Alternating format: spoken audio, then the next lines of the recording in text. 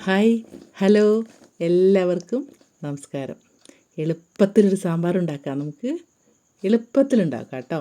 പെട്ടെന്ന് തന്നെ നമ്മുടെ കല്യാണ വീട്ടിലൊക്കെ ഉണ്ടാകുന്ന സാമ്പാറിനൊക്കെ അതിലും കൂടുതൽ ടേസ്റ്റോട് കൂടി നമുക്ക് ഉണ്ടാക്കാം കേട്ടോ.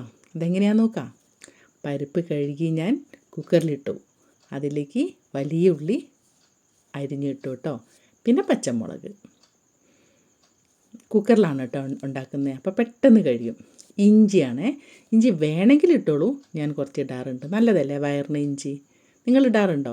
ഞാൻ കുറച്ച് ഇടാറുണ്ട്. എനിക്കതിൻ്റെ ടേസ്റ്റും ഭയങ്കര ഇഷ്ടമാണ്. കുറച്ച് വെള്ളം ഒഴിച്ചു കേട്ടോ. പരിപ്പ് വേവിക്കാൻ കുക്കറിലിട്ടു.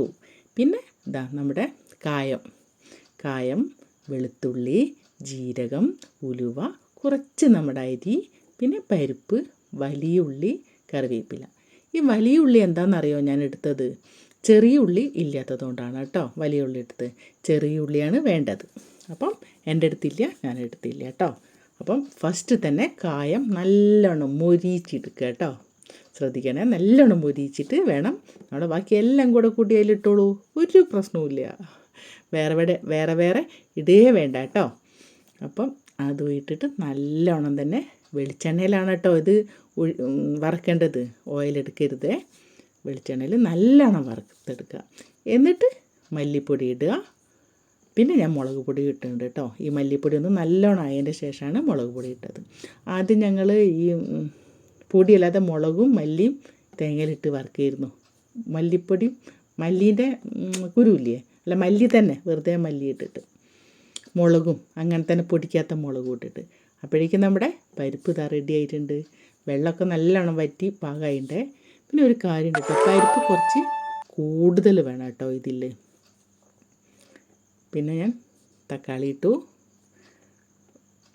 ക്യാരറ്റും ഇട്ടു കേട്ടോ. ഫസ്റ്റ് ക്യാരറ്റാണ് ഇട്ടത്, പിന്നെയാണ് തക്കാളി ഇട്ട്. ശ്രദ്ധിച്ചോണേ. പിന്നെ പാകത്തിൽ കുറച്ചും കൂടെ വെള്ളം ഒഴിച്ചു. പരിപ്പ് നല്ലോണം വെന്തിട്ടുണ്ടായിരുന്നു കേട്ടോ. ഒട്ടയ്ക്കണം ശരിക്കും.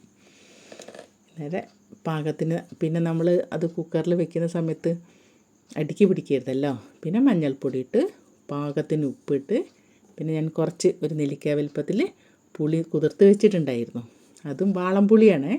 അതും നിങ്ങളെ ഇഷ്ടത്തിന് എല്ലാം, എന്താ പറയുക, മുളക് പൊടി, മഞ്ഞൾപ്പൊടി, പുളി എങ്ങനെയാണോ നിങ്ങൾക്ക് പുളി കൂടുതൽ ഇഷ്ടമുണ്ടാകും അങ്ങനെ ഇഷ്ടത്തിന് ഇടാം കേട്ടോ.